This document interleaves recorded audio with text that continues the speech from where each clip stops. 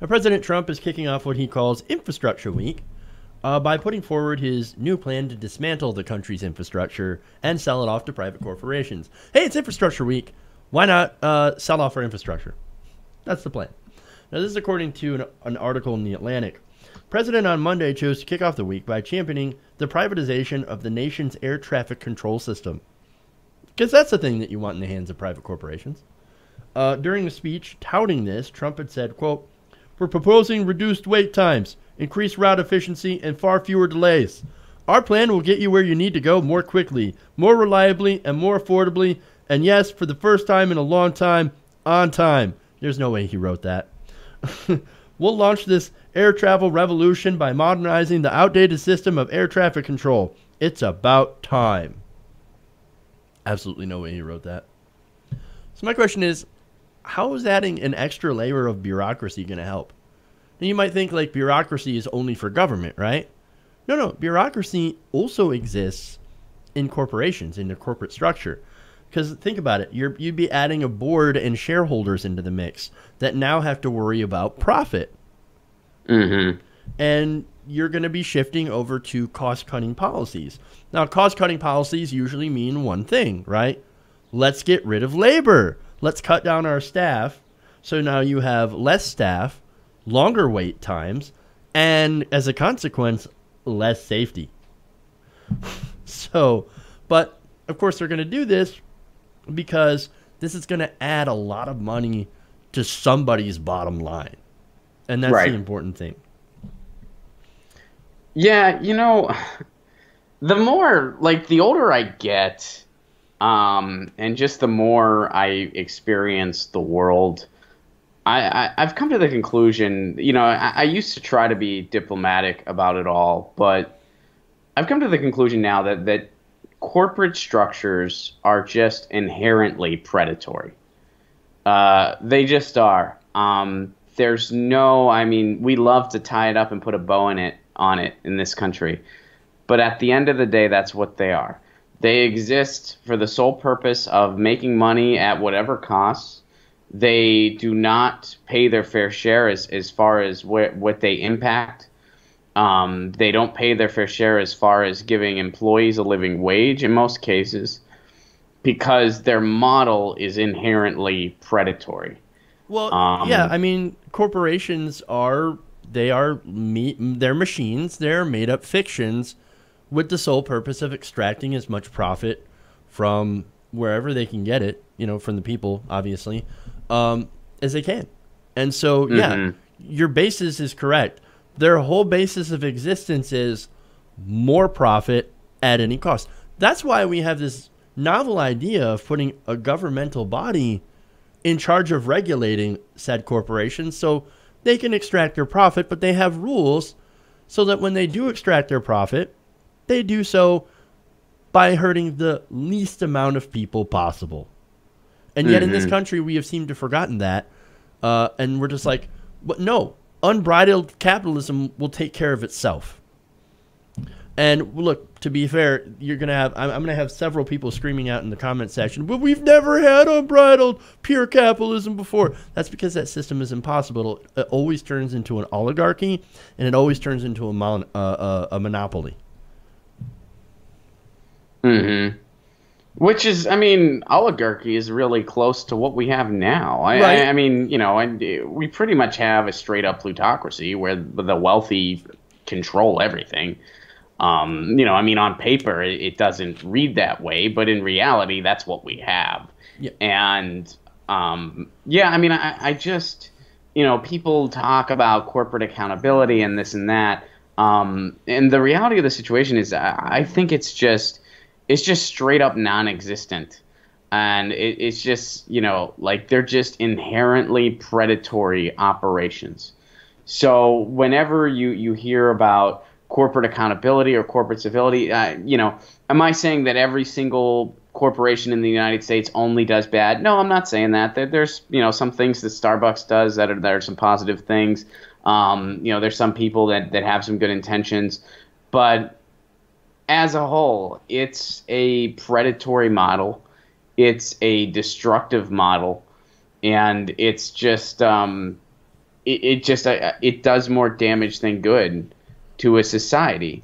And my proof for that is that we live in the richest country in the world, where half the country is poor, where wages have not kept up with inflation at all, and lack of regulations has allowed that to happen. We also have an environment that's in the shitter because these corporations, i.e., Walmart, is pillaging the environment without any consequence. And the oil and gas industries are doing the same things.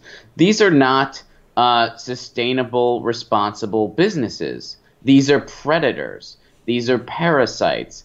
And that's what the corporation does, because that's what their model calls for. They consider that successful. But that's not successful. That's not being an ethical business. There's nothing wrong with being financially sustainable, with making money so that you can live comfortably, so that the people that work there can live comfortably. There's nothing wrong with financial sustainability. However, you don't do it at the cost of an environment. You don't do it at the cost of people's well-being that work for you and give you honest work and deserve a fair wage. That's predatory, but the corporation, just in its essence, awards that predatory behavior and or rewards it. And it's time to just recognize that as just a farce. And I've gotten to that point in my life where I just, it's just the bad outweighs the good. I mean, people make it employs people and this and that. I'm like, yeah, but at what cost? And it's just not the way we ought to be doing things. Yeah, it's they prioritize short-term profit over long-term anything, whether it be the long-term effects on the environment when it comes to oil companies, or the long-term effects on its customer base, or the long-term effects on, I don't know, income inequality, for example, when they don't decide to buy politicians to lower their taxes, and so they don't pay their fair share. They have no long-term thinking. It's all about, how do I make more than the next company over there in this quarter? How much more can I extract in the short term? It's not only that. It's the fact that they have no sense of stewardship to the world around machines. them. They'll use government roads. They'll take advantage of cheap shipping costs via the postal service. Whatever the government service will be, and then they don't pay their fair share for those services. They're not really participating in the Chamber of Commerce. They just aren't. And I think it's something that contemporary America passively accepts, and they're going to still passively accept for a long, long time. But, recognizing the system as little but toxic is, a first step in maybe combating some of that. Yeah, and look, speaking of accepting or not accepting in this case, the article notes that skeptics of this proposal say that the key to reducing delays and increasing efficiency is not a bureaucratic overhaul, but the full implementation known as Next Gen that will shift all air traffic control to a satellite GPS system. Now, that of course costs money. And it's a public investment that will actually make things better. But instead of doing this public investment into into this infrastructure that will actually do all the things that Donald Trump says he wants the private industry to do, Republicans are instead saying, get rid of it, privatize it, we can do a better job. Really, where's that money going to come from? I'm pretty sure you're going to get tax breaks and B, subsidies. You're going to get tax money because the trough is open. And Donald Trump has opened the trough for you, and like pigs, they're all going to eat at it. Every single corporation that can take advantage of this stuff. Now, the thing is, the shift they mentioned in the article, slow and costly, which has led Republicans to call for getting the government out of the way. So another point in this is that, so they think that we're spending too much on upgrades, right? Which will do all the things, again, that Donald Trump said he wants this privatization scheme to do. But here's $1 billion, a couple billion for a war. Here's a couple billion in tax cuts for the rich. And here's some corporate welfare for you. Wait, we don't have the money? No, we're spending money. We're spending it in all the wrong places. And look, right now, funding for air traffic control, by the way, is collected from taxes on fuel and airline tickets. This scheme would transform that to a user fee model that would be established by a 13-member board. So there's your bureaucracy. and there's something that's going to cost to consumers even more. Now, this is his infrastructure plan. This is the Trump plan, right? Remember how they were talking about, $1 trillion worth of infrastructure. That's actually not going to happen. No, it's never going to happen. Instead, he made cuts to infrastructure, and there's going to be, just $200 billion in investment that he's going to give in tax breaks to giant multinational corporations and let them take over rebuilding our infrastructure. And this is the first plan of that.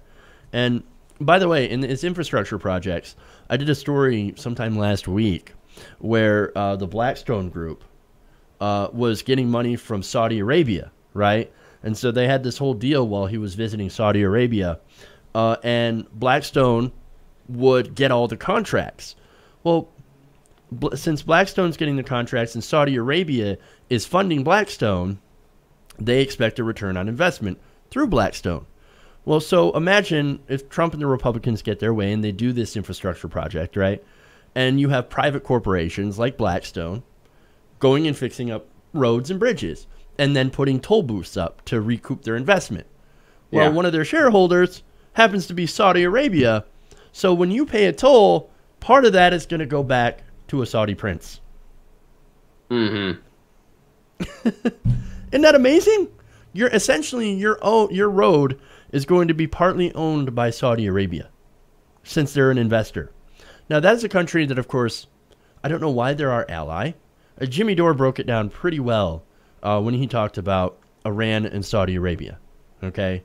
And just how bad of an influence Saudi Arabia has been in the Middle East in spreading terrorism. 15 out of the 19 9/11 hijackers came from Saudi Arabia.